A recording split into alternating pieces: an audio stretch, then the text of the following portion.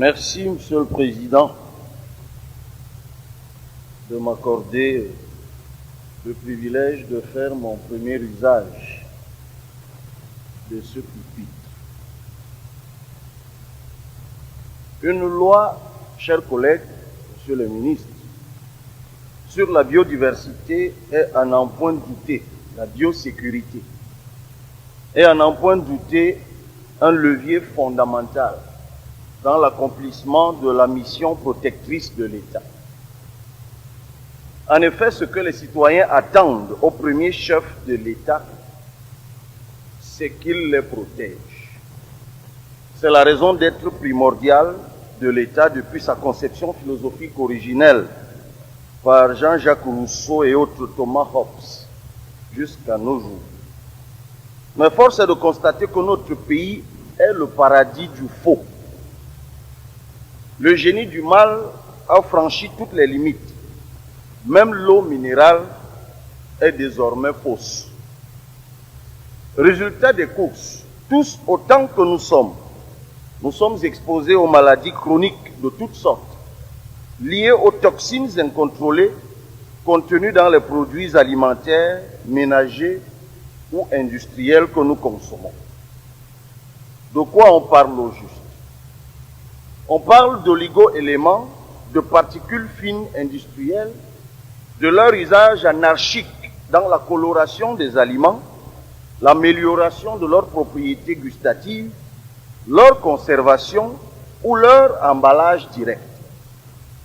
Se laisser aller, voir cette anarchie provoque tout naturellement des intoxications cellulaires qui entraînent elles-mêmes des dérèglements biologiques parfois irréversibles qui amènent au diagnostic des maladies métaboliques telles que les cancers, les insuffisances rénales, les infections respiratoires, la détérioration du système immunitaire, etc.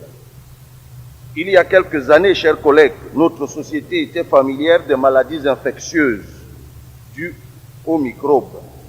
Aujourd'hui, il y a une incroyable inflation des maladies métaboliques dont je viens de faire non exhaustivement l'énumération à cause en grande partie de la bio-insécurité.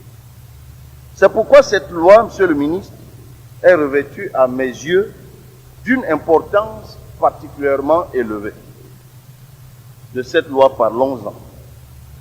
Si on peut se féliciter de l'avènement de ce chapelet de modestes bonnes intentions, le moins qu'on puisse dire est qu'elle est loin d'être à la hauteur des attentes que suscite l'insécurité biologique qui sévit gravement au Cameroun.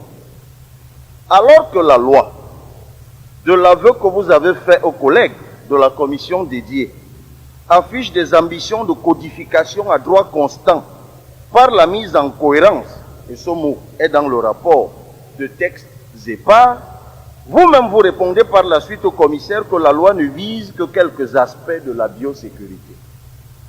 Pourquoi, Monsieur le Ministre, toute une loi pour quelques aspects, alors que vous dites dans le rapport qu'elle a été élaborée dans un cadre participatif incluant plusieurs départements ministériels?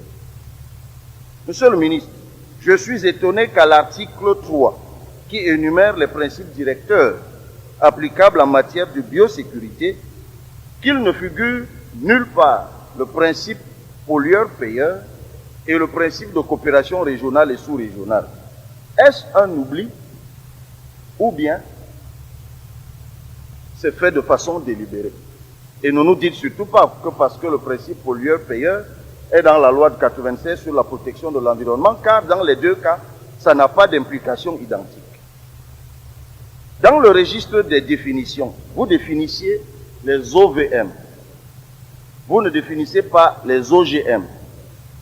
Dans d'autres pays, les lois précisent que les deux sont synonymes. Vous ne le faites pas. Pourquoi? Jugez-vous que cette précision est superfétatoire? Jugement qu'à votre place, je n'aurais pas. Monsieur le ministre, qu'est-ce qui justifie qu'une loi sur la biosécurité reste muette sur un sujet crucial qu'est l'étiquetage, c'est-à-dire la position visible et lisible sur l'emballage des informations sur les substances que contient un produit? Monsieur le ministre, à la question des commissaires relative aux analyses biosécuritaires, vous avez indiqué le centre Pasteur et les laboratoires déjà établis, soit. Mais pas un mot sur le LANACOM, le laboratoire national d'analyse de médicaments et d'expertise, c'est curieux. Pas un mot sur la norme, les normes, c'est encore plus curieux.